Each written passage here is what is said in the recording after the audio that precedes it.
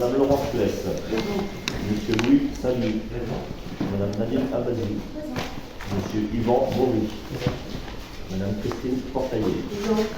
Monsieur Jean-Luc Michel. Madame Isabelle Aprili. Monsieur Daniel Pervet. Madame Sonia Torres. Monsieur Sébastien Gézéquel. Madame Julie Carvela. Monsieur Ronan Lenven. Madame Karine Bléas.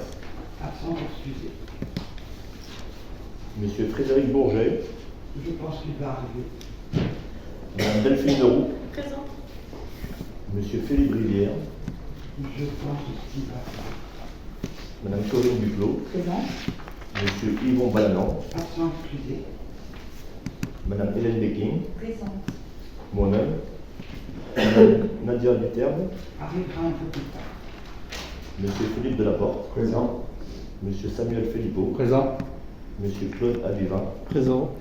Madame Eliane Offret. Présente. Monsieur Benjamin Robert. Présent. Madame Gaëlle Martineau. Présent. Monsieur Gilbert Medec. Présent. Et Monsieur Florian Desmond. Présent. Alors, Madame Karine Bléas a donné procuration à Madame Julie Carvela. Monsieur Yvon Balanan a donné procuration à Madame Hélène Becking. Et Madame Nadia Duterre, son intervention d'arrivée, a donné procuration à Monsieur Philippe Rivière, qui j'espère va arriver.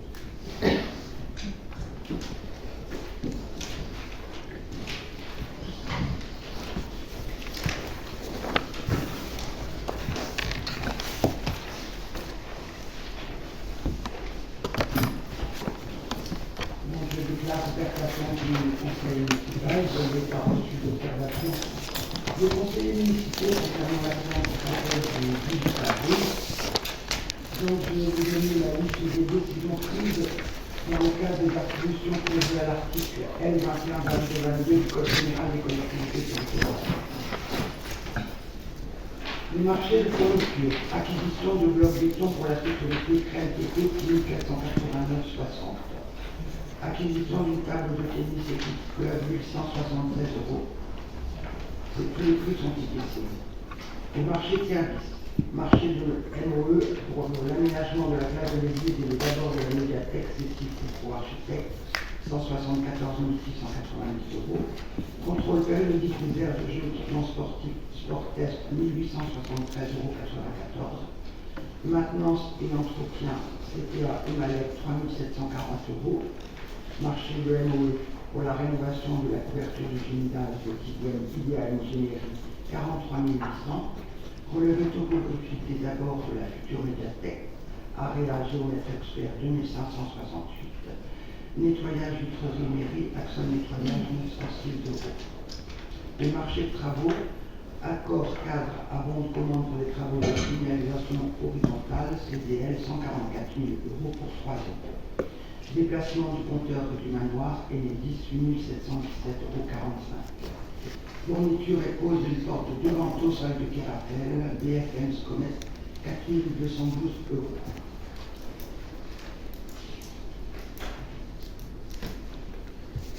Donc nous allons passer à la commission administration générale personnelle, sécurité, quartier, environnement, communication et village.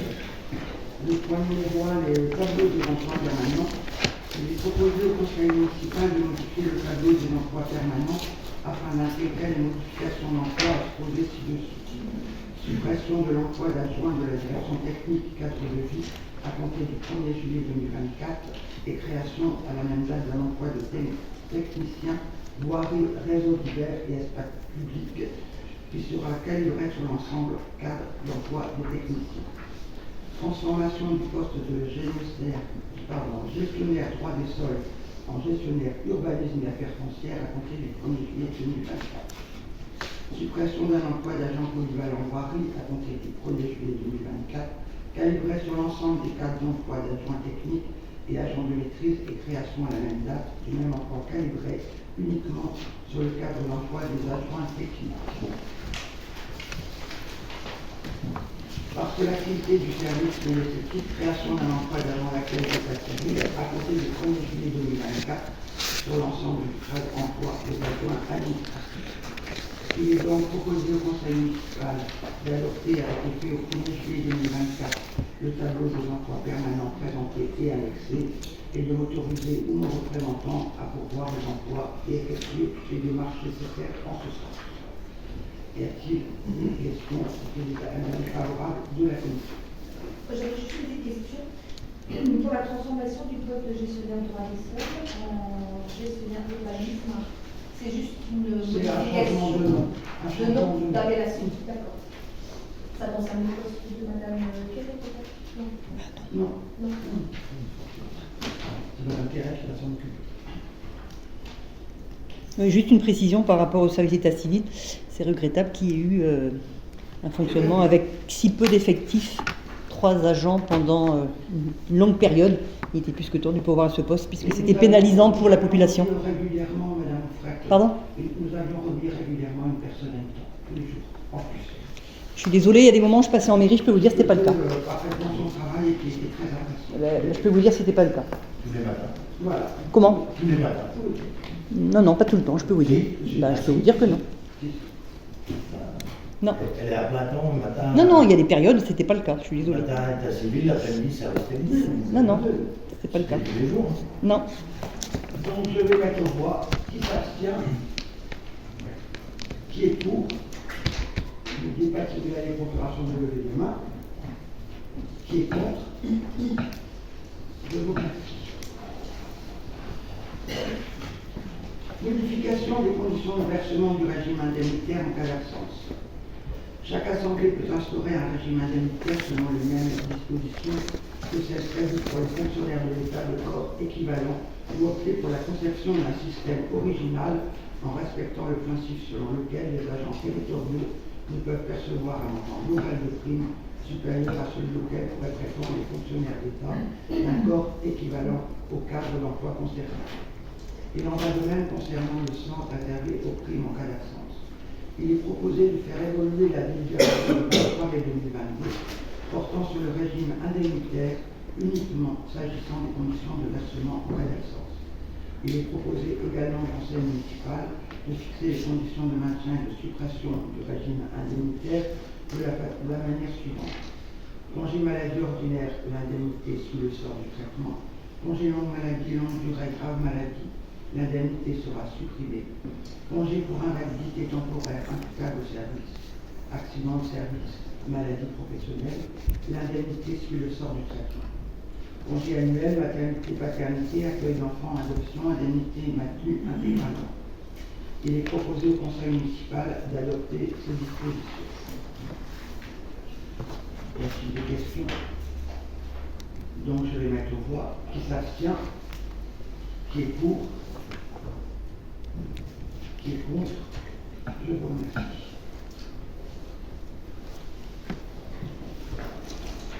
Le ratio promu-promouvable pour les avancements de grade. Il est rappelé que tout avancement de grade, le nombre maximal de fonctionnaires pouvant être promus, est déterminé par un taux appliqué à l'effectif des fonctionnaires remplissant les conditions pour cet avancement. Ce taux, appelé ratio promu-promouvable, est fixé par l'Assemblée délibérante après l'avis du comité social territorial. Il peut varier entre 0 et 100%. Cette modalité concerne tous les grades d'avancement pour toutes les filières, sauf ceux du cadre d'emploi des agents de police. Il est proposé au Conseil municipal de fixer les ratios d'avancement de grade pour la collectivité comme suit: 100% pour tous les grades, sauf disposition expresse de l'Assemblée délibérante prise sur un nouvel avis du comité social territorial. Ces dispositions seront reconduites tactiquement chaque année jusqu'à la fin du mandat en cours, soit jusqu'en 2026. Il est proposé au Conseil municipal d'adopter les ratios ainsi proposés. Y a-t-il des interventions, des questionnements?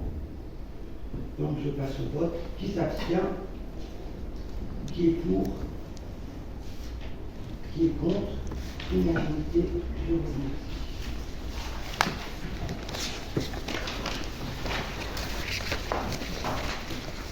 Le principe autorisant la création de postes non permanents pour un accroissement saisonnier d'activité.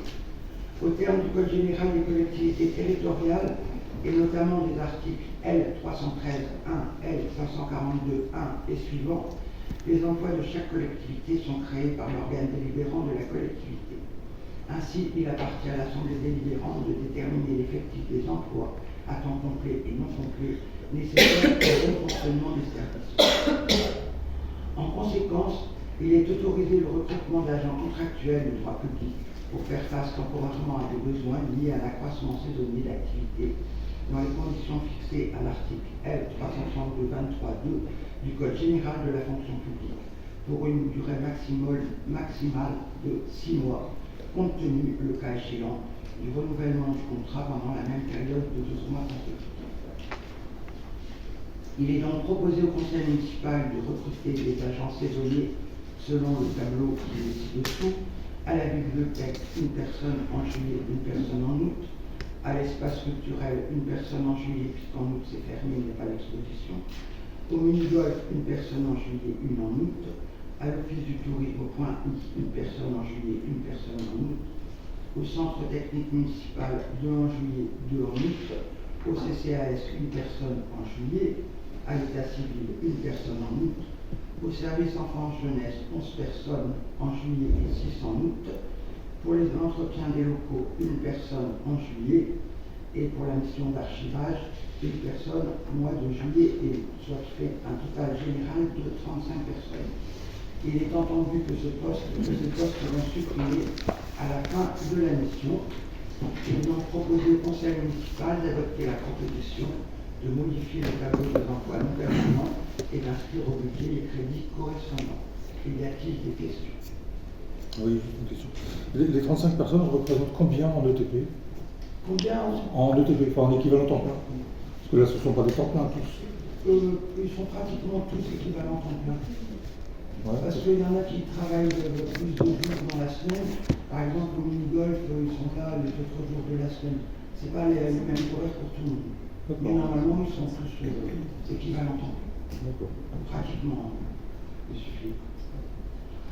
Donc je vais mettre au voix qui s'abstient, qui est pour, qui est contre. Je vous remercie.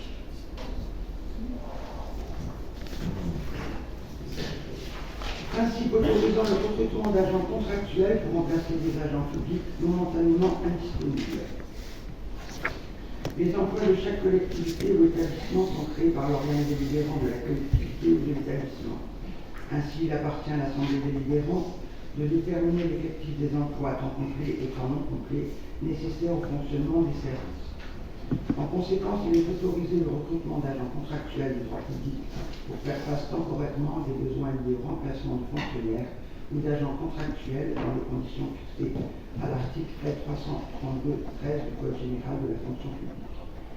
Ces contrats sont conclus pour une durée déterminée et renouvelée par décision expresse dans la limite de la durée de l'absence des fonctionnaires ou des agents contractuels à remplacer.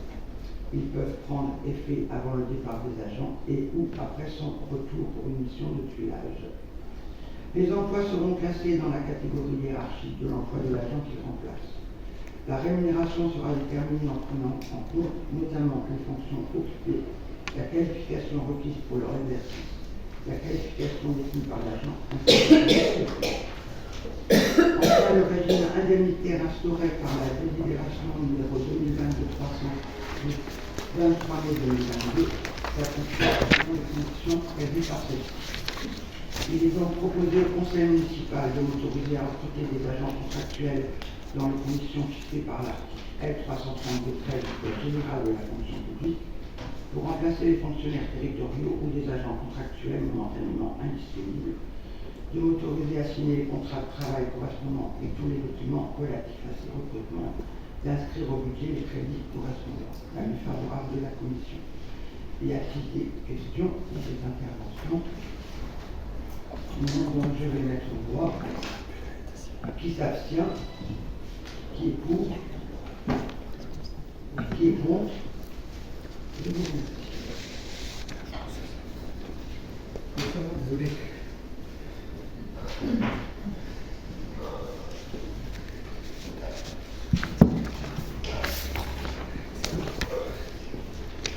Monsieur Rivière, vous avez procuration jusqu'à l'arrivée de l'année.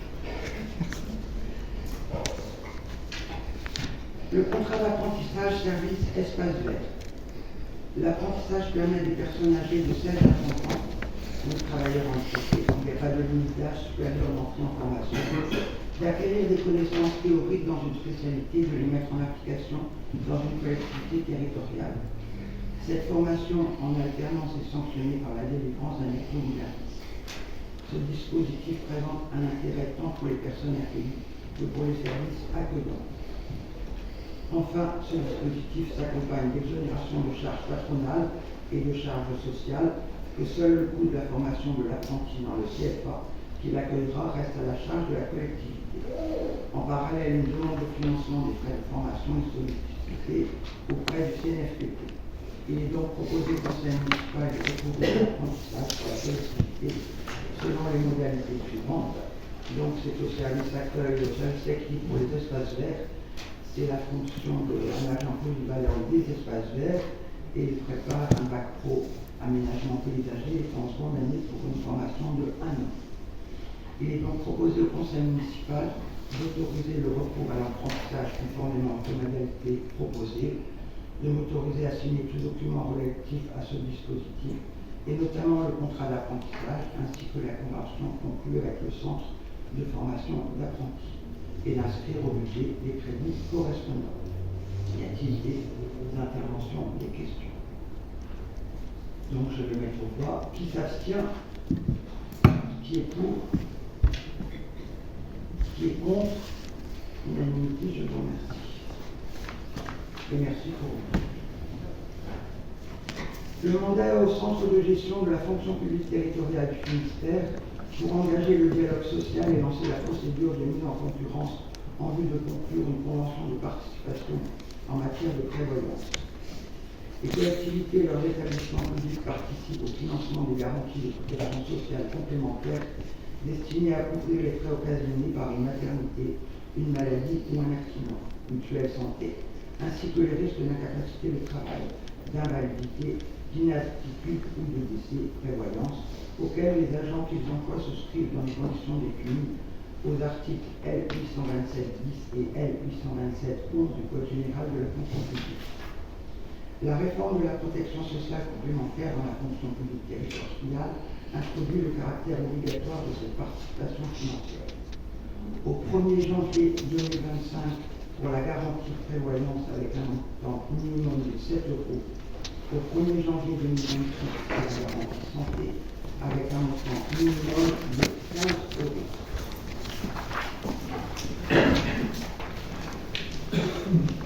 Cette participation peut intervenir soit au titre des contrats et règlements labellisés dans les conditions prévues à l'article L. 312-2 du Code des assurances, soit dans le cadre d'une procédure de mise en concurrence en vue de conclure un contrat ou une convention de participation d'une durée de 6 ans à l'adhésion facultative ou obligatoire. L'accord collectif national signé le 11 juillet 2023 vient renforcer les obligations des employeurs et les droits de leurs agents en instituant notamment la généralisation de l'adhésion obligatoire des agents aux garanties prévoyantes dans le cadre de contrats collectifs conçus par l'employeur au plus tard le 1er janvier 2025. L'employeur devra contribuer à hauteur de 50% minimum de la cotisation payée par ses agents. Les contrats collectifs de prévoyance à adhésion obligatoire devront prévoir un niveau minimum de garantie couvrant tous les agents pour les risques d'incapacité temporaire de travail et invalidité à hauteur de 90% de la rémunération annuelle. Le centre de gestion propose aux collectivités depuis le 1er janvier 2012 la possibilité d'adhérer à une convention de participation en matière de prévoyance, laquelle arrive à échéance au 31 décembre 2024. Le centre de gestion de la fonction publique territoriale du Finistère a décidé de mener pour le compte des collectivités et établissements qui le demandent une procédure de mise en concurrence transparente afin de choisir un organisme ou un groupement d'organismes compétents au sein de l'article L. 827-5 du Code général de la fonction publique et conclure avec celui-ci une convention de participation portant sur la garantie prévoyance. Le centre de gestion de la fonction publique territoriale du Finistère a fait le choix d'initier le dialogue social et ce, conformément à l'article 3.2 de l'accord collectif national du 11 juillet 2023 qui prévoit la nécessité de négocier préalablement au lancement de la procédure de marché public un accord avec les organisations syndicales représentatives. Le mandat donc pour lancer la consultation implique que soit également donné mandat au centre de gestion pour mener cette négociation. À l'issue de cette procédure de consultation, la collectivité conserve entièrement la liberté d'adhérer ou pas à la convention de participation en fonction des tarifs déclaratifs proposés. L'adhésion à un tel contrat se fera par approbation de l'Assemblée délibérante et après signature d'une convention avec le centre de gestion de la fonction publique territoriale du Finistère. Il est donc proposé au Conseil municipal de mandater le centre de gestion du Finistère pour négocier un accord avec les organisations syndicales représentatives afin de lancer la consultation nécessaire à la conclusion d'une convention de participation en matière de prévoyance. De communiquer au centre de gestion de la fonction publique territoriale du Finistère les caractéristiques quantitatives et qualitatives des effectifs en cause. De prendre acte que les tarifs et garanties lui seront soumis préalablement afin qu'il puisse prendre décision de signer ou non la convention de participation souscrite par le centre de gestion du Finistère. C'était un avis favorable de la commission. Y a-t-il des interventions? Donc je vais mettre au pardon. Pouvez-vous nous dire combien ça va nous coûter à la commune? Combien? Avez-vous quantifié la somme de la prise en compte de la PSC ainsi que de la complémentaire au 1er janvier 2025? On travaille avec, si on fait avec nous, et après on le saura, on vous dira. Bon, Aujourd'hui, on ne connaît pas le montant qu'on propose. d'accord, donc parce que c'est... C'est des marchés. On n'a pas encore eu les marchés. Ouais, C'est mais... simplement pour m'autoriser à passer D'accord. cet accord avec le CDG. CDG, le centre de gestion des services. Tout à fait. Mais bon, déjà, il y a certaines fonctions publiques qui ont passé des accords. Et aujourd'hui... Mais c'est pour ça, c'est ce que je viens de vous dire. Oui, tout à fait. Mais je ne dis pas le contraire. On nous laissera le libre choix de travailler ou pas avec eux. On n'aura pas le choix, de toute façon, on sera obligé. La PSC, on est obligé. Ça dépendra des tarifs qu'ils vont nous proposer. Oui. Si on a des tarifs plus importants avec un autre organisme, on s'arrêtera avec un autre organisme. Ça nous laisse le choix. Mais ça n'arrête en rien le fait de travailler avec le centre de gestion. D'accord. Mais vous savez que ça va nous coûter... Quand même, il y aura un coût pour la collectivité. Ah bah, c'est une évidence. Mais c'est un système qui existe déjà dans On fait déjà ça pour les employés. D'accord. Non, aujourd'hui, c'était pas pris. Aujourd'hui, c'était 15 euros. C'est pas nouveau, c'est pas une nouvelle chose qu'on met à la ville de l'Empire. Bah, aujourd'hui, vous ne preniez pas à 50%. Aujourd'hui, vous ne preniez pas en charge à 50%. On a une forme de participation. Vous avez une participation à hauteur de 15 euros. Alors, là, ça peut être 15 euros. On va passer une participation à 50% sur le montant de la mutuelle. Et c'est nettement plus élevé. Donc, c'est là. Si mes euros sont bons, on avait un contrat qui était relativement intéressant en prévoyance. Oui, mais même, bon, je vous dis, c'est 50%. Mais y compris pour les agents. Hein. Je parle pour les agents et non pour la ville. Si on part sur une mutuelle à peu près comme celles qui ont été négociées aujourd'hui pour les premières de la fonction publique d'État, on est autour de 70 euros plus 10-15 euros de complémentaires. Donc il faut s'imaginer entre 70 000 et 100 000 euros. On verra. Tout ça, je me courant. Bah, oui, mais je préfère vous prévenir. Donc je vais mettre aux voix qui s'abstient, qui est pour, qui est contre. Unanimité, merci. Accès aux missions facultatives proposées par le CDG, actualisation de la convention cadre. Au fil des réformes, les missions du centre de gestion du Finistère se sont développées et élargies pour répondre aux nouveaux besoins exprimés par les collectivités. Ces évolutions rendent nécessaire une adaptation de la convention de cadre. Les modifications apportées à ce document sont destinées à simplifier nos relations contractuelles et n'entraînent aucune modification des conditions financières en vigueur. Cette convention fixe les conditions générales de la mise en œuvre des différentes prestations et renvoie aux modalités de fonctionnement et aux tarifs propres à chaque prestation, fixés annuellement par le conseil d'administration du CDG 29. Il est donc proposé au conseil municipal d'approuver les termes de la convention d'accès et d'utilisation des services facultatifs proposés par le centre de gestion du Finistère et de l'autoriser à signer la dite convention. Donc je vais mettre au voix. J'ai une question. Ah pardon, je n'ai pas demandé. Dans la convention elle-même, la convention 4, j'ai prévu donc dans le dispositif, ça évite de recourir systématiquement à une délibération de l'organe délibérant de la collectivité. C'est très bien parce que ça permet effectivement d'être actif sur les actions. Mais j'avais une question néanmoins. Comment nous, le Conseil municipal, sera informé lorsque vous sollicitez le CDG sur ce genre d'action? On n'a jamais rien caché. Non, a priori. Je n'ai pas dit a priori, j'ai dit on vous le dira. J'ai pas dit a priori. Donc à peu près là. On n'a jamais rien caché. Oui, non, mais. Non, mais je trouve d'abord assez étonnant qu'on a dit ça. Je vais poser des questions, monsieur Mediac. Oui, des réponses satisfaisantes, peut-être pas. Des réponses Satisfaisantes, peut-être pas. Ah bah ça, Non, mais on est obligé d'être d'accord. Hein, non, mais là, il est possible que ce soit des actions relativement importantes en matière d'organisation, par exemple. Je pense qu'au minimum, peut-être, on a un rendu de bureau pour nous dire. Un compte rendu de municipalité. Voilà, c'est bien. Ne vous inquiétez pas. Ben, voilà. Merci. Je vous remercie. Donc, je vais mettre au voix qui s'abstient, qui est pour, unanimité, je vous remercie. Donc la commission finance travaux structure. Donc une décision modificative numéro 2 du budget principal. Il est soumis à la décision du conseil municipal la décision modificative numéro 2, telle qu'elle est présentée ci-dessous. Une décision équilibrée à 430 682 euros en fonctionnement et 211 406 en investissement. Elle prend en compte les charges et recettes imputables au syndicat SMI et Ciel, charges et recettes imputables 2023, et au budget annexe d'eau potable après leur dissolution, ainsi que le produit fiscal au titre de la DGF qui nous a été notifié par le service fiscaux fin avril. Ce dernier étant supérieur de 40 000 euros au montant inscrit au budget primitif qui avait été adopté le 22 février 2024.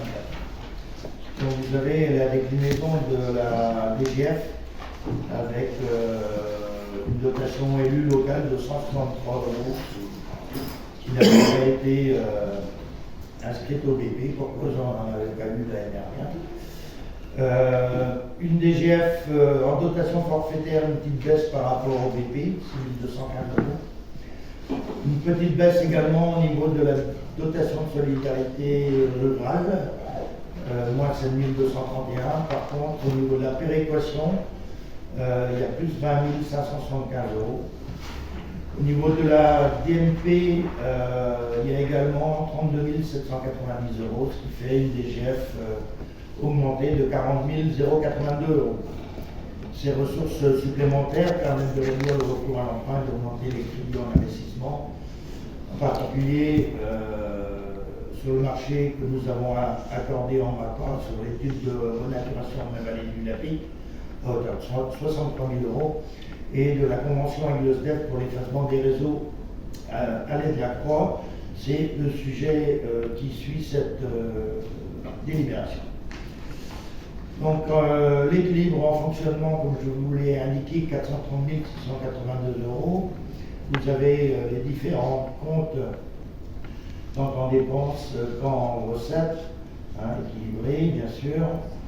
En investissement, l'équilibre est à 211 406 euros, avec la DM2 qui alloue au compte 2115 28 056 euros, un peu au bâtiment scolaire 11 000 euros, sur les autres bâtiments publics 29 000 euros, l'étude de renaturation du Lapic 63 000 euros, un reliquat de termine nous-mêmes, on parle de lotissement, et l'effacement de réseau de la Croix, ou la participation financière qui est demandée à la ville par le SDEF est de 78 250 euros.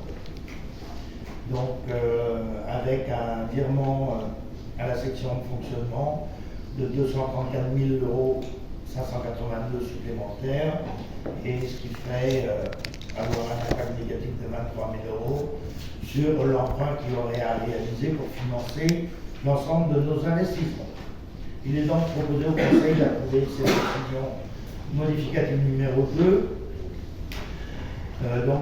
équilibrée pour rappel à 430 682 euros en fonctionnement et 211 406 euros en investissement, et d'autoriser le maire ou son représentant à prendre toutes les dispositions utiles à l'exécution de la présente délibération. Voilà, il n'y a pas eu de remarques spécifiques lors de la commission. Donc je mets au voix qui s'abstient. 1, 2, 3, 4. Qui est pour? Et qui est contre?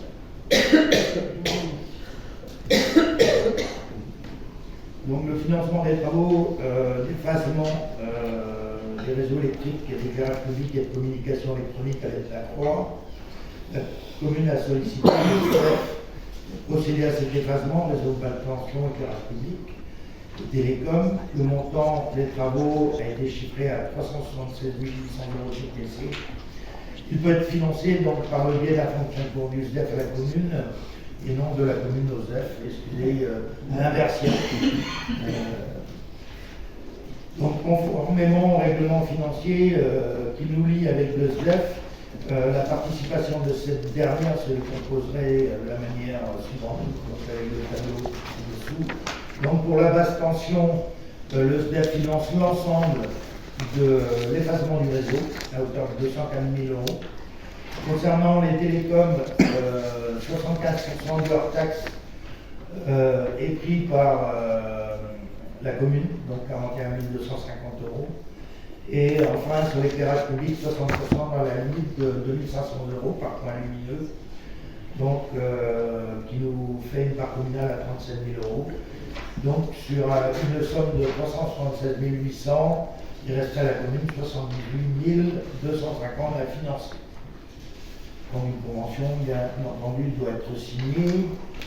Il est proposé au conseil municipal d'autoriser Madame le maire ou son représentant à signer la dite convention, d'approuver le plan de financement et le versement de la participation communale estimée à 78 250 euros. C'est un chantier qui a démarré un peu avant cette décision, à la demande du SDEF, parce qu'ils avaient une fenêtre de tir avec l'entreprise Lebu pour avancer le chantier. Donc, Y a-t-il des questions? Je trouve ça curieux que ça commence avant qu'on vote. mais on vous demande, on a engagé l'opération. Là, c'est une demande de financement par le SDEF, pour le SDEF. On en avait parlé déjà. Et puis ça a été évoqué. Donc, si on a une convention, on sait ce qu'il y a dans la convention 2024-2026. Donc c'est qu'on a droit, on sait ce qu'on a droit financièrement. Il suffit d'attendre les chiffres. Donc je vais mettre au vote qui s'abstient. Qui est pour? Qui est contre? Unanimité, je vous remercie. Le sujet suivant concerne le syndicat mixte de production d'eau et de transport d'eau dans l'Ivisio. Donc, adoption de la convention de liquidation définitive. Donc, considérant que la dissolution du SMI et de la région de l'Andivisio emporte la répartition de l'actif et du passif, conformément aux dispositions de l'article L5211-25-1 et L5211-26 du CGCT, considérant que l'arrêté du préfet du 6 décembre 2023 précise que l'accord définitif sur les conditions de liquidation du syndicat doit être acté par délibération concordante du comité syndical et de ses membres. Donc pour le comité syndical, ça a été acté. Donc c'est pour ça qu'elle nous est présentée aujourd'hui, puisqu'on nous en faisons partie. Les assemblées des membres du SMI ont adopté par délibération concordante le projet d'une convention de liquidation qui a pour objet de prévoir les conditions de liquidation du syndicat et notamment la dévolution de l'actif, du passif et du patrimoine à ses membres dans le respect des dispositions précitées. Si les modalités ont bien été approuvées courant 2023 par les membres du SMI, il convient d'approuver la convention définitive de liquidation en intégrant les comptes de clôture de 2023 du syndicat. Donc les comptes de résultats dégagent un excédent de 116 578 euros pour 2023, répartis en fonctionnement à 89 520 et 27 058 euros en investissement. Ce résultat budgétaire cumulé avec l'excédent d'investissement de 2022 qui s'établissait à 277 722 et à l'excédent de fonctionnement cumulé d'1 707 705 euros, aboutit à un excédent global de clôture de 2 102 6,36 euros. Donc, qui seront-ils, comme indiqué en dessous. La nouvelle convention de liquidation annexée intègre donc les comptes de clôture du SMI adoptés le 13 mai 2024. Elle est ainsi présentée à l'Assemblée pour qu'elle en approuve de façon définitive les modalités et demande autorisation pour le maire à la signer. Il est proposé au conseil municipal d'approuver cette convention de liquidation qui est annexée, d'autoriser le maire à signer la convention de liquidation et d'autoriser le maire ou son représentant à prendre toutes les dispositions utiles à l'exécution de la présente délibération. Des interventions. Juste une petite question, je suis quand même surpris de voir enfin je suis surpris non parce que je le savais déjà, mais la somme qui est quand même énorme, qui est à mon sens un peu déséquilibrée. On est quand même à 304 780 euros en excédent d'investissement et 1,7 million, enfin quasiment 1,8 million en fonctionnement. Dans la logique, je pense qu'il aurait été, c'est plus logique qu'on ait beaucoup plus en investissement qu'en fonctionnement. Et là je ne comprends pas pour le coup cette somme-là, et qu'il y a un reliquat quand même de 2 100 000, c'est colossal, enfin c'est énorme, c'est de l'argent qu'on a tous payé sur nos factures d'eau. Je ne comprends pas pourquoi on arrive à une telle somme, en fait, un tel reliquat et un tel reste en caisse. En fait, je crois savoir, mais le président du SMI ici présent, l'ancien président, pourrait y répondre peut-être plus facilement que moi. Non, il y a des travaux qui ont été bloqués en début d'année, là. Oui, mais qui devraient être en investissement. Qui devait avoir lieu là, au 1er janvier de cette année. Oui, mais ça c'est en investissement, pas en fonctionnement. Non, on a récupéré, les montants étaient quasiment identiques en début du mandat, il n'y a pas eu de connaissance. En fait, il y a toujours un résultat en effet assez conséquent en fonctionnement. Les travaux de mise à niveau de l'usine ont déjà été faits en grande partie avec les remplacements, en particulier de... Il y a des tranchées qui ont été refaites, il y a l'amélioration là-bas aussi à Goise-Noual du site qui a été faite, il y a différents travaux qui ont été exécutés. Après, la communauté de communes reprenant le dossier, c'est vrai qu'il y a des travaux qui ont été bloqués en attendant que vraiment tout ça soit transféré. Par contre, ça ne veut pas dire qu'il y a des projets. Il y a des gros projets aujourd'hui. Il y a des gros dossiers qui sont justement La communalisation. Voilà. Il y a des travaux en particulier sur au niveau le télégraphe. Au niveau du hippodrome aussi. Au niveau de l'hippodrome, il y a des gros travaux avec capacité de créer une nouvelle réserve. C'est un projet pour alimenter, pour renforcer l'alimentation. Ouais, tout à fait, mais les projets vont être entre guillemets cédés. Comment les projets vont être cédés à la CCPL. C'est pas qui est désormais. Oui, mais c'est déjà fait. Voilà. C'est déjà fait, mais c'est des projets que le SMI avait en tête de faire. À la demande de la CCPL, ils ont demandé d'attendre de faire le transfert. Voilà, donc cet argent-là va aussi servir à renforcer le risque à faire les travaux. Donc ça veut dire que toutes ces sommes-là, donc 2 102 000, va aller intégralement à la communauté de communes. Oui, tout à fait. C'est ce qui a été prévu pour faire tous ces travaux lors du conseil communautaire du 21 novembre 2023. Je pense que vous y étiez présent. Je crois que cette délibération avait été votée à l'unanimité. Il faut savoir que ce transfert aussi avait été donc, le cabinet d'études quand même qui a travaillé sur le transfert. Donc ce sont des gens complètement indépendants qui ont proposé justement la façon de procéder pour transférer de façon complètement transparente justement ce transfert de compétences. Donc on a suivi beaucoup les études qui ont été faites par M. Trichet du bureau des civiste. Ouais. Alors il faut savoir, vous savez également dans la répartition des actifs dans la convention qui est annexée, il avait été convenu que au niveau des syndicats de production, j'entends, d'eau, que l'ensemble des besoins de fonds de roulement seraient entièrement reversés à la CCPR. Par contre, ce n'est pas vrai sur les budgets AEP et SIAL, où là, il y a eu une répartition qui a été faite, qui a été validée également par les conseils communautaires. On en reparlera dans la décision suivante. La répartition, c'est en fonction des volumes qui ont été vendus par, pour Totaléris d'une part, l'Empol Tout à fait. d'autre part, et l'Andivisio. Voilà. Ça, c'est pour la répartition des actifs. Plus de 55% quasiment pour l'Andivisio, 35% pour Totaléris, et le restant pour l'Empol Dimilio. Alors ça, c'est des sommes qui vont figurer au bilan de la commune, puisque les actifs resteront, donc pour 50%, comme l'a dit monsieur Lehmann, resteront dans les actifs de la commune. Et la commune met à disposition ses équipements, enfin le syndicat met à disposition l'ensemble de ses équipements. Oui, bien sûr. Enfin, tout ce qui est équipement et réseau reste propriété de la commune. C'est ça. D'accord.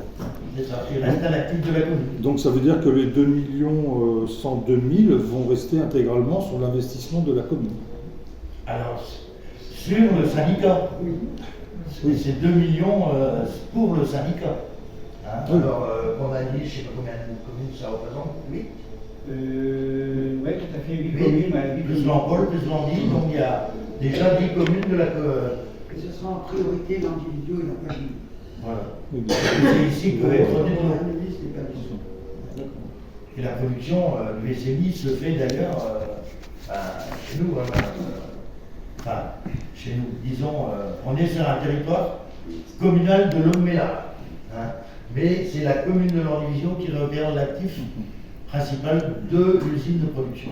Puisqu'on ne peut pas la mettre à disposition de Lomela, puisqu'il ne participe pas au. Oui, il ne fait pas partie. Il ne fait pas partie de l'essai. Donc c'est la grosse commune, la plus grosse commune en fait, qui récupère l'actif. Donc je vais voir qui s'abstient, qui est pour, Pardon. Pardon. 4 abstentions. 4 abstentions. 4 abstentions.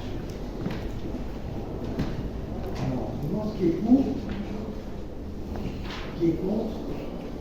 Je vous remercie. Alors, syndicat intercommunal d'assainissement de l'Andivisio, l'Empol du Millau, adoption également de la convention de liquidation. Je vous évite peut-être les premiers paragraphes. Donc, pour 2023, l'excédent est d'1 050 608,64 € qui se décline en fonctionnement en excédent de 958 458 et en investissement 92 150,23. Ce résultat budgétaire cumulé au déficit d'investissement 2022 qui s'établissait à 267 872 € et à l'excédent de fonctionnement cumulé de 375 735,88 € aboutit à un excédent global de clôture d'1 158 471,56 €. Donc il se ventile à hauteur de 175 722 € en déficit en investissement et 1 334 194 € en excédent de fonctionnement. Idem, par délibération concordante, les assemblées des membres du SIAL adoptent une convention de liquidation qui a pour objet de prévoir les conditions de liquidation du syndicat et notamment de l'évolution de l'actif et du passif et du patrimoine à ses membres dans le respect des dispositions précitées. La convention de liquidation intègre le compte de clôture du syndicat adopté le 11 avril 2024. La convention est également annexée et il est proposé au conseil municipal d'approuver la convention de liquidation soumise à l'assemblée délégante des communes de l'Andivisio et de l'Empol du Millau et annexée, et d'autoriser le maire à signer la convention de liquidation, d'autoriser le maire à tout son représentant à prendre toutes les dispositions utiles à l'exécution de la présente délibération. Y a-t-il des questions? Ben oui, je repose la même question, est-ce que c'est pas le même syndicat Donc sur la répartition, effectivement, Bon, j'ai compris qu'effectivement, ça me surprend toujours, mais la différence entre l'investissement et le fonctionnement, je trouve déséquilibré. Mais voilà. Après, toute cette somme-là, pareil, est-ce que ces sommes seront intégralement reversées à la communauté de communes? Non, mais vous devez le savoir, monsieur Rico. Ah oui, non, mais c'est intéressant que tout le monde le sache. Ça a été voté au Conseil communautaire. Ça a été voté au Conseil communautaire. Tout à fait. Alors, Non, mais répondez. alors, je vais vous répondre pour... C'est intéressant quand même, parce qu'effectivement, ça a été voté, on est bien d'accord. Mais pour autant, cette somme-là est colossale, et en fait, on l'estime, nous, comme étant un détournement de l'argent, je dirais, payé sur nos factures d'eau, très simplement. Pas par nos impôts. Attendez, Il faut savoir Pas par nos impôts, par une facture. Quand vous parlez de résultats de fonctionnement, hein, c'est le compte administratif qui vous donne le résultat de fonctionnement, qui permet de préparer le budget 2024. Et là, le budget 2024, c'est la CCPL qui l'a prévu. Donc c'est pour ça que vous avez une somme importante en fin d'année au budget de fonctionnement, puisque c'est le compte administratif qui le donne. d'accord, mais pour autant, cette somme-là devrait être intégralement reversée à la communauté de communes. Alors, c'est un engagement de toutes les communes. Alors, pour principe, Enfin, c'est 2 communes et un syndicat. oui, mais toutes les communes de la communauté de communes participent exactement de la même façon. Hein, c'est la négociation qui a eu lieu en communauté de communes entre les maires, les présidents de syndicats, sur la manière d'opérer. Hein. Donc, on est tous dans le même sac, que ce soit le SIAC de Comana, que ce soit le syndicat de Bervin. Plouvande, je mets à part parce que Plouvande avait un statut un peu différent. Mais tout le monde est à la même enseigne. Hein. Donc, c'est une décision du conseil communautaire de subvenir à ses besoins, hein, par rapport aux investissements à venir. Hein. Et ça a été écrit également dans la note que j'ai fait, dont j'ai parlé tout à l'heure le 21 novembre 2023. En eau potable, quand la CCPL a pris la compétence, ils avaient évalué un déficit d'1 million. En assainissement, ils avaient prévu un déficit d'1 million. Là, ce sont exactement les sommes que les communes ou les syndicats vont verser à la CCPL pour subvenir aux besoins d'investissement. Et pour aller plus loin, je vais vous indiquer, pourtant je pense que c'est vous qui participez à la commission de M. Gézéquel. Ouais. Sachez qu'à l'Andivision, il y a un programme de travaux 2024-2025, hein, défini par Eugénie de l'Esprit et puis par les membres de cette commission certainement, à hauteur de 3 621 000. Aujourd'hui, il y a, pour la ville de l'Andivision, hein, aujourd'hui il y a 810 000 qui ont déjà été réalisés. Donc il nous reste 2,3 millions, sachant que vous avez vu que la rue de la Tour d'Auvergne, que la rue d'Arboite, que l'allée du Canic, il commence à avoir des très jeunes et verts au sol. Ça veut dire que c'est des travaux qui vont être engagés. Là. Donc les 3 millions vont être engagés sur la ville de l'Andivision. Mais vous ne répondez pas du tout à ma question. Vous ne répondez pas du tout à ma question. Je vous étais en train de vous dire que toutes les sommes qui ont été versées là, qui sont issues du SIAL, ne sont pas reversées à la communauté de communes. C'est un accord. Voilà. Comme il y a des travaux prévus, etc., il n'y a pas de souci. C'est un accord. On est bien d'accord. Là, parce qu'il n'y avait aucune obligation légale. Mais il va falloir dire aux Landivisiens qu'effectivement, les factures qui sont payées d'eau ne serviront pas sur le réseau d'eau. Et encore, vous oubliez, on a transféré l'eau, l'assainissement, certes, mais vous oubliez les gestions des eaux pluviales, qui font partie intégrante de ce genre de réseau. Et qui, à la gestion des eaux pluviales, c'est la ville. Parce que ça n'a pas été transféré. Et ça a un coût. Comme pour les autres communes. Après, oui, mais c'était aussi un des choix, justement, de la communauté de communes, de ne pas exiger l'ensemble des recettes pour couvrir. Ils sont simplement couverts leurs besoins d'investissement. Voilà, c'est logique. mais pourquoi on n'a pas fait pareil pour le... Cet argent-là qui reste dans les caisses de la ville va servir aux Landivisiens. Au contraire. Oui, mais attendez, entre une facture, entre de l'argent qui est mis pour de l'investissement sur une facture d'eau et qui servira à construire peut-être une crèche ou un autre équipement qui sera sûrement très utile, on est bien d'accord. Mais pour autant, c'est un détournement de l'argent qui était initialement prévu pour l'eau, Ouais, l'assainissement, et qui est détourné sur une autre Il activité. va nous aider, C'est une réalité. il va nous aider à participer à la gestion des pluviales quand on aura les projets d'assainissement. Non, mais Et c'est pas comme ça que ça d'administration marche. locale. Et vous oubliez, en général, quand vous creusez derrière, vous avez une réflexion de Ah, c'est obligatoire. non, attendez, je vous arrête tout de suite parce que Et si on c'est là- suivait cette logique-là, on aurait fait pareil avec le SNI. Vous ne connaissez pas, je pense, je vous invite à aller regarder la note du 21 novembre 2023. Tout est dedans, y compris ce qu'a décidé le législateur. Hein. Donc, lisez-le, c'est un accord. Attendez, on est bien d'accord, c'est légal, mais c'est totalement immoral. D'autant plus, C'est pas le problème. D'autant C'est plus- légal, on est d'accord, mais c'est totalement l'argent reste immoral. à l'endivision. Vous regrettez que l'argent reste à C'est l'endivision. une volonté, justement. Alors que c'était une volonté des communes Mais pourquoi de vous garder. ne l'avez pas fait pareil pour le SNI? Parce que Parce que le ciel, ça c'est différent. concerne Pontanilis, comment dire, Locmela, non pas Locmela, Lampol Guignot, je crois, et l'Andivisio. Et Ça concerne que ces trois communes-là. On- Donc on là, laisse- là, vous allez pomper dessus une somme qui est quand même nettement, qui est colossale, qui est énorme. Hein, et puis à un moment où les Landivisiens, enfin moi je suis comment dire, régulièrement interpellé sur ce genre de choses, parce qu'on alerte aussi, hein, très clairement, Et en mais, plus- mais les gens ne comprennent pas. Et Quand on voit que ça va augmenter et que dans les 4 ans à venir, on va encore prendre 30% sur le coût de l'eau, Alors là, Eh ben, je les gens vous a- s'inquiètent. Alors je pense que vous n'avez pas bien suivi, parce qu'en plus la DSP qui a été faite avec la Somme est favorable à l'andivision. Et ça, eh ben, vous n'avez peut-être pas suivi, mais Mais je pense que- l'avant-dernière délibération Mais- de la communauté de communes, on était quand même bien sur une programmation d'étalement, enfin d'ajustement des tarifs, hein, oui, où on arrivait, alors de mémoire, je crois qu'on était à 1,90 ou je sais plus combien, mais c'était 30% d'augmentation. bah, vous allez nous dire Ouais. pour combien de temps elle est la DSP avec Somme, Eh ben, elle va jusqu'en 2028, je crois. ouais, avec un tarif préférentiel pour la ville de l'andivision. Oui, puis après, la marche, elle va être... Ah ouais. Ah, Ah oui, mais bah ça- ouais. Ah, bah ouais. La marche, elle va être haute. Hein. Je veux dire, ça va être comme les déchets. Pareil, on va prendre 30% de 3 ans. Ah non, mais non. Ben, si.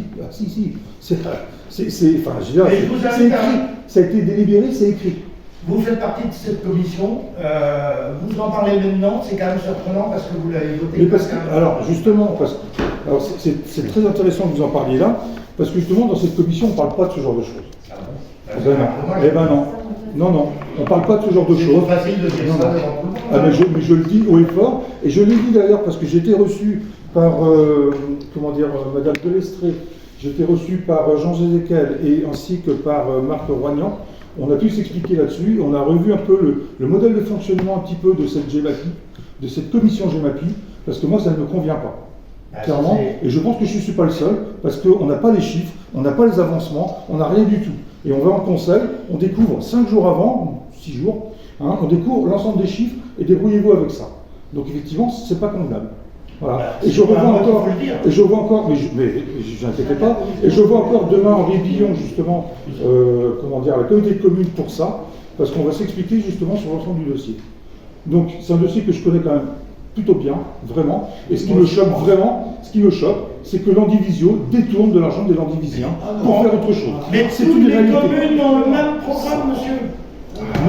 Non, toutes les communes n'ont pas le même programme. Toutes les communes, Vous avez eu cette Non. feuille-là en commission. toutes les communes ne détournent pas une somme colossale de leur syndicat. Alors, pour les budgets AEP, chaque commune garde 70% de ses excédents, 30% partent à la CCPL. Ça finance 2 437 000 en budget d'eau potable à la CCPL. Je vous rappelle qu'ils avaient un déficit d'1,8 million. Donc, on leur donne plus que ce qu'ils prévoyaient. Et en eau assainissement, il y a 59% qui restent à la commune et 41% à la CCPL. Et le budget global est d'1 388 000. Ils avaient un déficit d'1,3 million. Moi, je vais vous rappeler simplement le 13 février, le 28 mai, en commission comité de communes, pas en commission, pardon, en conseil de comité de communes, où j'ai posé la question effectivement par rapport à ça. On a eu haut et fort, tout est transparent, tout est transparent. Que ce soit Jean Zézéquel ou que ce soit, Henri Billon, m'ont affirmé que l'ensemble des sommes de la dissolution des syndicats serait intégralement reversé à la communauté de communes et que si ce n'était pas le cas, c'est les préfets qui l'imposeront. Et attendez, Et moi, il y a j'ai une décision du Conseil d'État dans moi, le j'ai texte. lancé justement, je peux vous le passer si vous voulez. C'est risible. C'est risible. Mais non. Voilà. Donc, voilà. Non, c'est pas possible. Ouais. Et relisez votre Non, mais non seulement je vais relire, je vais réécouter, puis je m'en expliquerai demain Et puis, avec Olivier. Et puis, la décision qui a été prise en conférence des maires et au conseil communautaire, votée à l'unanimité, a acté de la chose. Eh ben, il faut dire les choses. C'est de l'argent détourné. Voilà, c'est tout. Non, mais C'est l'argent détourné. Bah oui, c'est ça. C'est la réalité, il faut le dire. Je sais que c'est gênant. C'est légal, je vous le dis encore. C'est légal, il n'y a pas de problème là-dessus. Mais franchement, c'est totalement immoral. Toutes les communes. Évidemment, c'est une manne financière. Toutes les communes se sont dit, oh voilà, on va récupérer un peu de sous, c'est plutôt avantageux, quoi. Bah oui, évidemment. Sauf qu'il y a un moment, il va falloir rendre des comptes aux électeurs aussi. Sauf que les investissements aujourd'hui sont couverts par l'ensemble des sommes qui seront reversées à la commune. C'est pour ça que la communauté de communes a abondé du budget général. Mais abondé du budget général il y a à peu près 6 mois d'à peu près 1 million. On a refait là encore dernièrement 1,4 million. On vient de faire 1,3 million la semaine dernière. 1,3 million, voilà. Et il y a eu 1 million qui est passé il y a 6 mois, je crois. Et là, c'est pas du fait des communes, c'est du fait. Non, on est d'accord. C'est du fait des impôts. Il ne faut pas raconter n'importe quoi. Il faut un certain temps. Là, on a travaillé les actifs. Désormais, derrière, les communes devront délibérer pour transférer les sommes à la communauté de communes. Et ça ne pourra être fait qu'au mois d'octobre. Donc c'est pour ça que le Comcom a demandé 1,3 million de son budget principal pour venir renforcer. Ça, il n'y a pas de souci, je comprends parfaitement. C'est normal, sur la création d'une régie, il faut la demander, payer des sommes, etc. Vous avez bien vu, ils n'ont pas besoin d'emprunter, ils peuvent sortir 1,3 million de cash. Donc c'est qu'ils ne sont pas en difficulté. Non, c'est pas du tout le problème. Ça n'a rien à voir. Très bien, je vais donc mettre au voix qui s'abstient. C'est pour. C'est contre. Monsieur Maurice, c'est calme.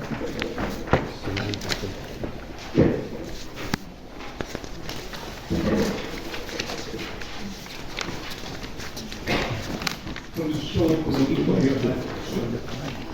session de délégué terrain dans la commune rue Adeline Boucher. Monsieur Yvon Balanon s'est porté acquéreur d'un délaissé de terrain d'une superficie d'environ 150 m² située rue Adeline Boucher, parcelle cadastrée section BD numéro 410, appartenant à la commune. Il est proposé d'autoriser la vente de ce délaissé au prix de 4,57 € le m², conformément à la délibération numéro 2013-230 en date du 17 mai 2013. Les frais d'acte de notarié de vendage seront supportés par l'acquéreur. Un avis favorable de la commission. Donc vous avez le plan en annexe qui est plus explicite du texte.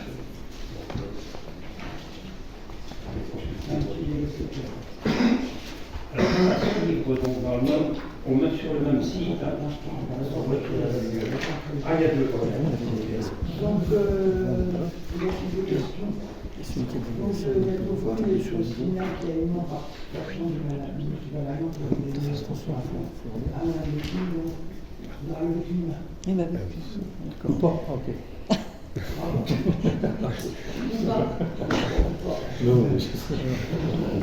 Donc, je vais mettre deux voix qui s'abstient, qui est pour, qui est contre, unanimité, je vous remercie. Donc, ici, monsieur le voisin de faire ça par la Monsieur Laurent Pellicou s'est porté acquéreur d'un délaissé d'une superficie environ 90 m². Parcelle cadastrée section BD 410, il est proposé d'autoriser la vente de ce délaissé au prix de 4,57 €, conformément à la délibération de 2013-230 du 17 mai 2013. Les frais notariés de vendage seront également à la charge de l'acquéreur. Je précise que ces terrains, ce sont des délaissés et donc des calculages simplement en friche. Sans intérêt, ils vont faire depuis de nombreuses années. Donc, un avis favorable de la commission. Je vais mettre aux voix qui s'abstient, qui est pour, qui est contre, unanimité. Juste une petite question. On a une idée du nombre de délaissés, enfin de la quantité de délaissés qu'il y a comme ça. Enfin, je trouve ça très bien, au contraire. Enfin, honnêtement, ça met de l'ordre dans le cas là, il n'y a pas de problème. Hein, mais, Aucune idée. aucune En fait, idée, on ouais. les ressort Au la fur et à demande mesure, des riverains. ouais, c'est ça. Maintenant, on l'a recensé, je ne vois pas trop l'intérêt. Non, mais voilà, mais c'est bien. Enfin, moi, personnellement, j'en ai pas. Mais je crois que c'est comme ça qu'on peut régler les problèmes. Ah ouais. Et l'environnement surtout, hein, parce que Non, c'est bien carrément. construit. En plus, ils entretiennent déjà Ouais, l'argent. et là, en plus, le dernier, j'ai fait des restants, avec des brefs, Non, c'est propre, c'est bien. Et on va quand même conserver un stationnement qui se trouve auprès du transfo. Le transfo, là. Et un stationnement pour une lame qui habite juste là. Ah ouais. Non, mais c'est très bien. Alors ensuite, troisième foncier, acquisition de parcelles communautaires rue Robert Schumann. L'inventaire des voies communales, donc c'est le registre des voies communales qu'on a en mairie, intègre aujourd'hui par erreur 2 parcelles qui appartiennent effectivement à la communauté de communes du Pays d'Andillo. Il s'agit des parcelles section BL numéro 11 et pour 162 m² et numéro 15 pour 1542 m², soit une surface totale de 1704 m². Afin de se mettre en conformité avec cet inventaire et un accord avec la CCPL, il est proposé d'envisager l'acquisition des parcelles publiées à la CCPL à l'euro symbolique. Les frais d'acnosage seront à la charge de la ville, donc on n'a pas de frais de division ni de tournage. Le plan fait apparaître ces 2 parcelles qui sont cadastrées donc, toujours au nom de la communauté de communes. Donc ça a été évoqué lors du projet de l'hôtel. L'hôtel, en fait, ne se retrouve pas en bordure de voie communale, on est en bordure de voie privée. Et donc, on nous avait sollicité pour un arrêté de l'aliment qu'on ne pouvait pas délivrer puisque c'était une voie privée. Donc, il faut qu'on rentre ça, donc, ces 2 parcelles en accord avec la communauté de communes dans le domaine privé de la commune d'abord, et ça passe après dans le domaine public. Donc, c'est une régularisation. Hein. Alors, la commune entretient déjà cette route de la CCPL. Donc je vais mettre aux voix qui s'abstient, qui est pour, qui est contre, unanimité. Une acquisition 22 rue Saint-Guinal, en date du 30 avril, les HLM et foyers pourraient posséder à la une portion de parking au 20-22 rue Saint-Guinal à leur son bâtiment. La parcelle concernée d'une superficie d'environ m². Et en fait, cette parcelle est enclavée, elle est murée sur 3 côtés, et elle fait partie intégrante du parking communal hein, à l'arrière. Donc, aucun riverain n'est intéressé. On nous propose donc à l'euro symbolique. Donc, les frais d'acte de bornage d'abord et les frais d'acte notariés à la charge des HLM et des foyers. Donc, à la commission, un avis favorable de la commission.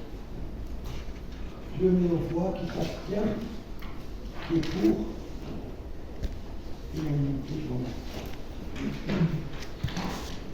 Alors, une nouvelle disposition, hein, c'est les autres accélérations des énergies renouvelables, donc identification et lancement de la consultation. La loi numéro 2023-161 du 10 mars 2023 qui a été modifiée, relative à l'accélération de la production d'énergie renouvelable, vise à accélérer le développement des énergies renouvelables de manière à lutter contre le changement climatique et préserver la sécurité d'approvisionnement de la France en électricité. L'article 15 de la loi introduit dans le Code de l'énergie un dispositif de planification territoriale à la main des communes.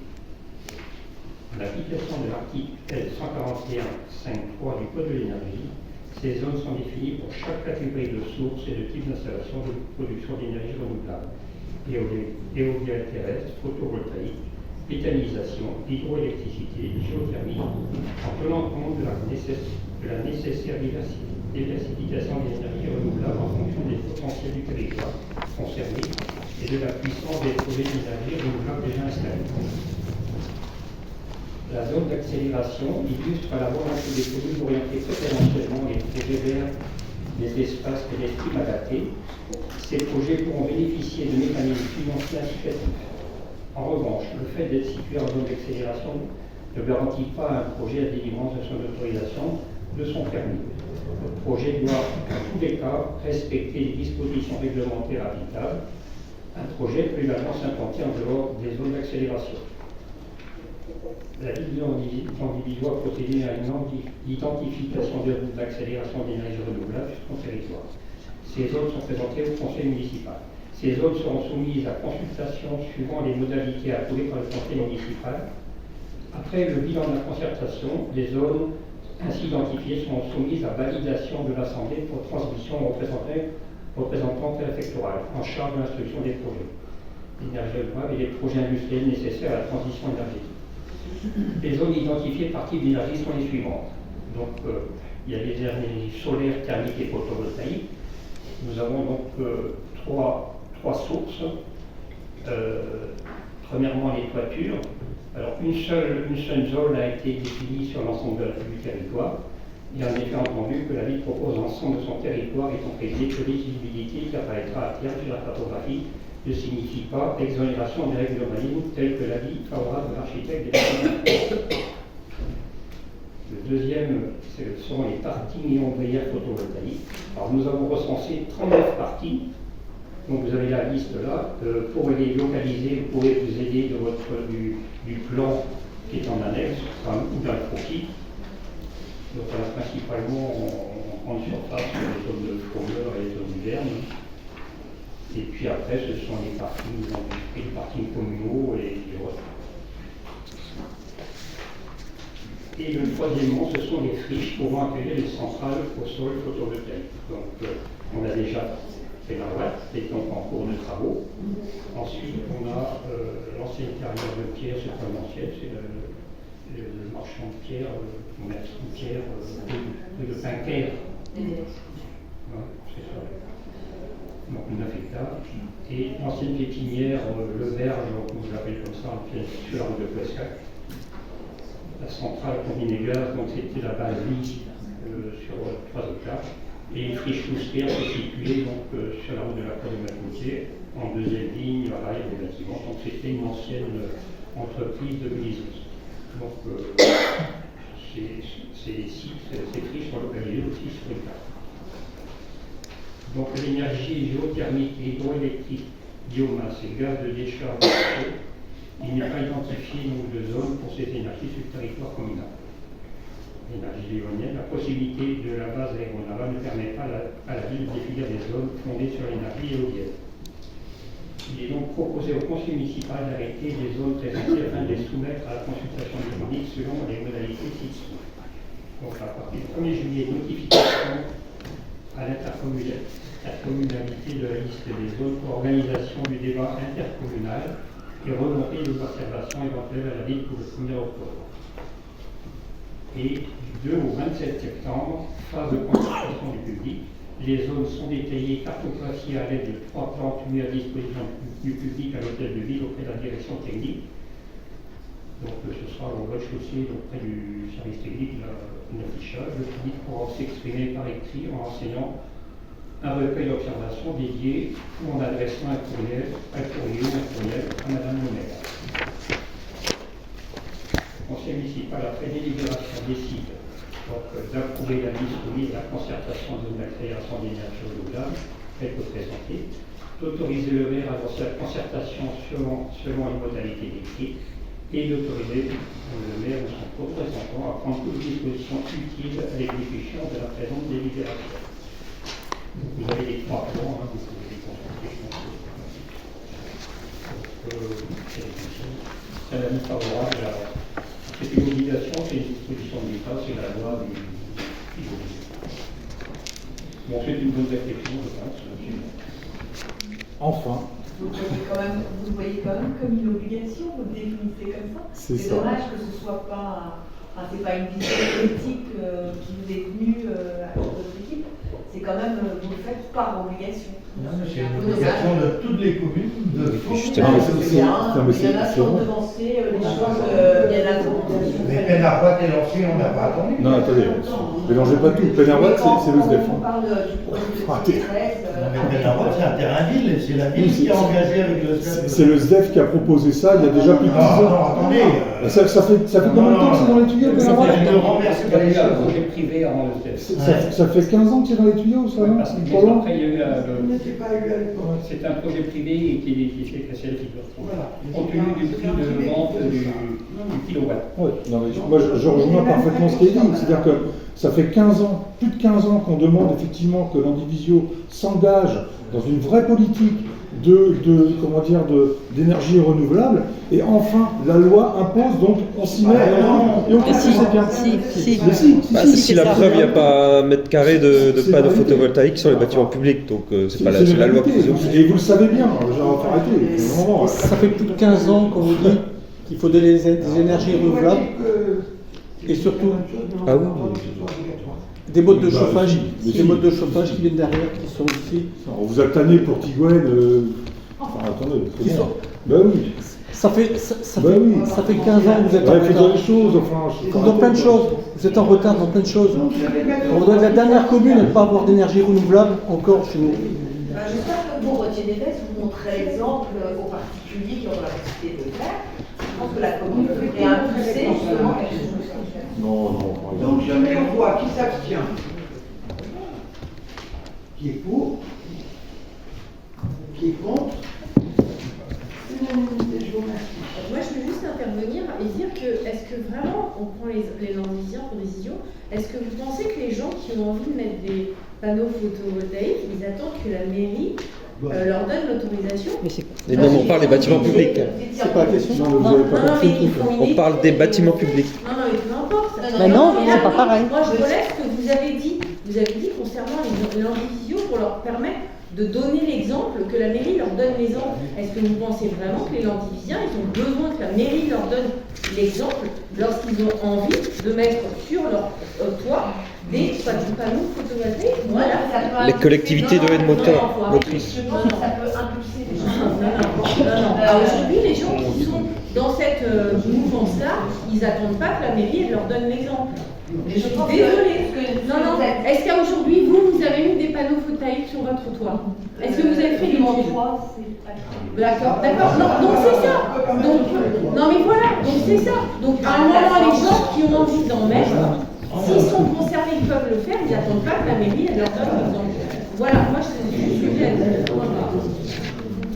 Non mais là, on parle d'un recensement de Mais voilà, on ne parle pas du tout de Mais c'est ça, de panneaux c'est ça, photovoltaïques. Les dossiers, ils évoluent, les cellules, les demandes pour les panneaux photovoltaïques, il y en a beaucoup. Il y a des entreprises qui ont investi dans des ombrières, et c'est pas d'aujourd'hui. Là, la loi stipule qu'on doit recenser les zones où on pourrait le faire. Point, ça va pas plus loin. Mais non, mais c'est dommage. Et ça changerait bien, Samuel, que ces zones-là, demain, un dossier qui arrivera à l'urbanisme, zone ou pas zone, si l'ABF refuse ou que dans une consultation on nous dit que c'est pas compatible, ça ne passera pas. Même s'il y a la loi qui nous a demandé de recenser. Non, Donc, mais je ne veux pas dire que la loi ne sert à rien, mais on fait un inventaire des zones où on pourrait éventuellement mettre des panneaux voltaïques ou éoliens, non, puisqu'on a la balle. Voilà, c'est clair. Mais non, c'est un inventaire qui est là, qui va être acté par la CCPL le 1er juillet, et voilà. Mais au niveau de l'instruction, ça n'incitera pas les gens, ni plus ni moins, à en faire. Et Non, on ça, je partage tout à fait votre avis. C'est pas la mairie qui donnera forcément l'exemple, mais enfin, ça peut donner quand même une image de se dire on se dirige vers quelque chose. Maintenant, effectivement, c'est un recensement pur et simple, un peu entre guillemets, non, je ne vais pas dire le terme, mais bon voilà, ça reste un recensement. Maintenant, il faut que ce recensement-là s'accompagne d'une vraie politique. Une vraie politique de la ville d'investir dans ce genre d'énergie renouvelable. Et pour l'instant, on n'a pas eu l'exemple, véritablement, hormis la salle effectivement qui va être refaite et puis pour lequel il y a une volonté qui a été mise là, et c'est très bien, mais si vraiment ça avait été une politique de la ville, ça aurait été le cas pour la réfection de la salle de Kerzurat, par exemple. Il a déjà expliqué. Qu'une toiture peut être renforcée. Bah oui, mais vous le faites sur Tigouane, pourquoi vous ne l'auriez pas fait là? Il n'y avait pas les sous. Bah, Il n'y avait pas les sous. ici à l'époque il y avait des sous. Non, parce qu'on a fait le budget et apparemment il n'y avait pas les sous. Si, si. Le budget ne pouvait pas être fait. Non, c'est pas le problème. C'est pas le même problème. On parle pas de la même chose. Mais ce que je veux dire, c'est qu'il faut vraiment qu'il y ait une vraie politique derrière. Il faut qu'à chaque fois qu'on se pose la question de se dire est-ce qu'on met ou on ne met pas, et de se dire on met. Voilà, peu importe, il faut mettre 100 000 en plus sur la toiture, et bien il faut mettre 100 000 en plus sur la toiture. Mais on met. Il faut quand même regarder le retour sur investissement, monsieur Pellicot. Si vous mettez 40 ans avant d'amortir vos 100 000, c'est quand même dommage. Avec 20 ans de retard, on peut s'en monter. Avec 20 ans de retard, on ne peut pas s'en monter.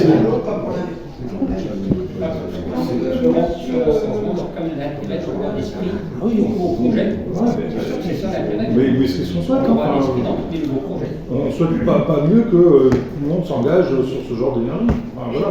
Monsieur Henry, vous nous aviez dit aussi que le fait d'être recensé, ces zones pourraient permettre des subventions.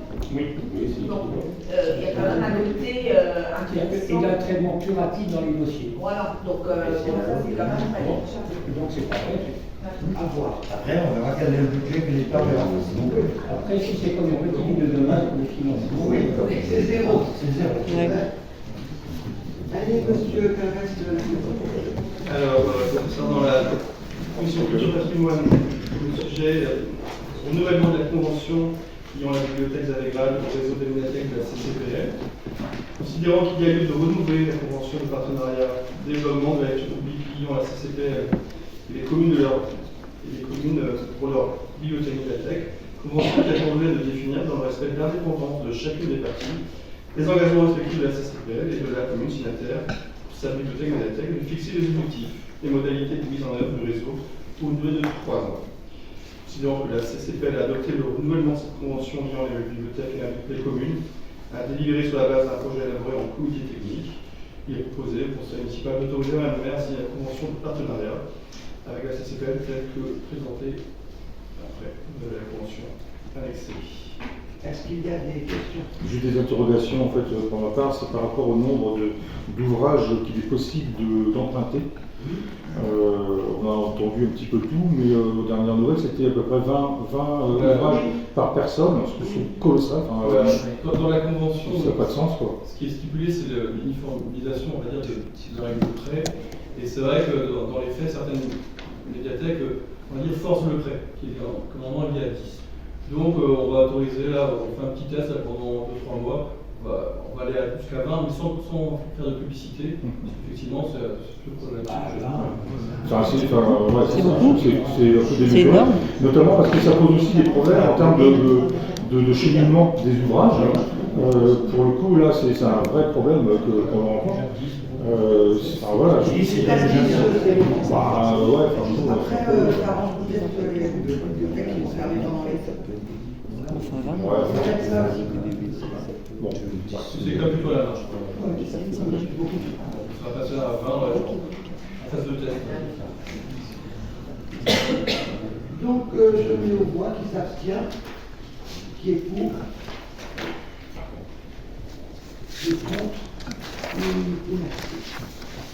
Deuxième sujet concerne un parcours d'interprétation du patrimoine communal. Sur la base du livret parcours de l'ambition au cœur du pays d'Adapto, en lien avec la charte graphique du pays derrière l'histoire, il est proposé de réaliser un parcours patrimoine composé de panneaux en lave émaillé, comprenant texte et visuel. Les lieux proposés sont les suivants: l'hôtel de ville, le Cheval, la chapelle du cimetière, la therme d'Estual, les Halles, l'église, le cloche et les orgues, la chapelle de Lourdes, la fontaine Saint-Isidore, le lavoir et la statue générale, avec un clin d'œil pour l'officiel de poésie moellon. Le conseil municipal autorisé à le maire à signer l'ensemble des contrats relatifs à la mise en œuvre du projet. Y a-t-il des questions? Donc je le vois. Qui s'abstient? Qui est pour? Qui est contre?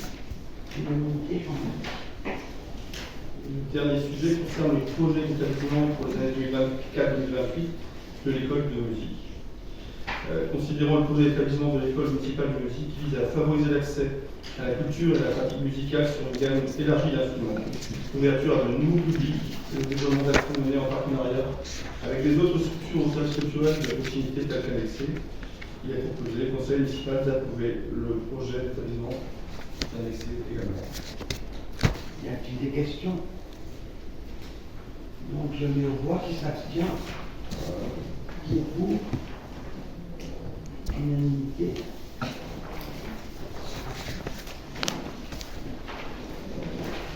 Moi j'avais une question sur la piste. Lors de la fête de la musique, les élèves de l'école de musique ont fait un petit concert à la PHP. Normalement, il était prévu un temps plus important au départ. Et je sais que les professeurs avaient préparé avec les élèves une représentation. Ils ont été obligés de revoir à la messe parce qu'il y a la ville de Guibert, apparemment, enfin, une chorale ou quelque chose de Guibert qui est venue aussi prendre le temps. Vous pouvez nous expliquer pourquoi, quel est le rapprochement avec Guibert Je n'ai pas eu l'écho qui est eu précisément de l'intervention, mais c'est eux qui ont sollicité. On a eu beaucoup de sollicitations de cette fête de la musique, d'associations notamment en Guibert, et donc de l'école de Guibert, parce qu'il y a des professeurs qui sont sur cette école également, qui ont associé leurs élèves à ce genre de vision. C'est dommage, parce que du coup les élèves en division sont obligés de diminuer chaque cours, à diminuer de 7 partitions à 3 partitions. Il y a eu beaucoup d'associations, il y a mais quel intérêt d'accepter des associations d'ailleurs, quand c'est la fête de la musique, à l'antivision? Il faudrait mettre en avant plutôt les fêtes de musique de l'antivision. du temps largement, il y a eu beaucoup de temps avec en tout cas, c'est le ressenti. Dans ce cas-là, il n'y a pas de concert le soir non plus. Et dans ce cas-là, il n'y avait pas de concert le soir non plus, hein, si on accepte que les gens de Visia. Non, mais là, c'était dans le cadre Non, de musique. Donc,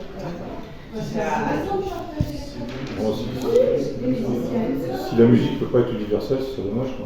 Cette thérapie, c'est juste parce qu'il y avait la fanfare, on avait des heures avec un timing. Cette thérapie,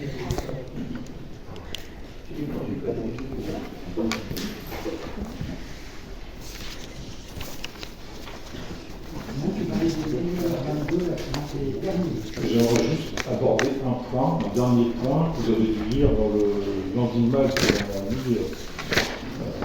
vous a soumis, notamment au niveau du monument aux morts.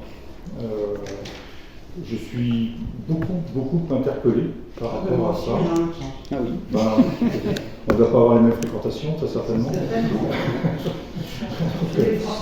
Après, très honnêtement, évidemment, moi je serais plus pour le déplacer, mais je respecte parfaitement le cloche de chacun, et chacun peut avoir un avis complètement différent par rapport à cela. Mais pour autant, je pense qu'il ne faut absolument pas faire l'impasse sur un échange, sur une discussion, sur des explications. Je pense que vraiment les Landivisiens doivent être au moins écoutés, consultés par rapport à cela. C'est un vrai problème, enfin c'est un problème entre guillemets, mais dire quand on réaménage une place comme cela, c'est pour les 50 ans à venir. Je pense que pour les 50 ans à venir... Plus, parce que ça fait 100 ans. Un petit peu plus. Exactement 100 ans en plus. Tout à fait. Donc voilà, mais je pense qu'il faut quand même se poser la question de est-ce qu'il est bien là, si on veut restructurer une place complètement, est-ce qu'il n'a pas sa place ailleurs, sans doute peut-être mieux mis en valeur d'ailleurs. Enfin, il y a des endroits où on peut vraiment le mettre en valeur de façon très intéressante, et plein de gens m'ont donné plein d'idées par rapport à cela, vraiment. Donc c'est une grosse interpellation. Je pense que vous feriez une erreur que de faire l'impasse sur un échange et sur une consultation de la population par rapport à cela. Ça va depuis très longtemps. Et donc, c'est normal qu'on puisse avoir l'avis de la population sur ce sujet-là. Et est-ce que la personne qui va faire les propositions a eu déjà des orientations, des directives? On n'a pas reçu de molécule. On a eu même reçu il y aura un échange qui sera établi. La semaine prochaine, il y aura Et a fait l'échange. Il a été nommé sur un cahier des charges, comme des propositions globales d'analyse du centre-ville. L'analyse de l'existant, mais pas sur le projet. Ah non, uniquement sur l'existant. Donc c'est complètement ouvert pour l'instant.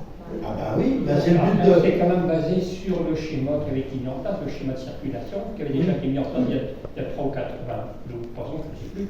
Donc on avait quand même arrêté ce schéma de circulation. On avait quand même défini un parvis, enfin il y avait quand même des paramètres, la mise en valeur du patrimoine, donc il y avait une règle du jeu pour la consultation de l'architecte. Et donc la MAPA a retenu un cabinet. Et donc maintenant on va les recevoir, on va affiner la règle du jeu. Et puis eux qui ont un AE9, ils ont déjà visité la ville. Donc ils vont nous dire, ah bah ça paraît intéressant ou ça paraît pas. Je pense quand même qu'une concertation dans ce domaine-là serait intéressante. C'est dommage. Indispensable, vous voulez dire.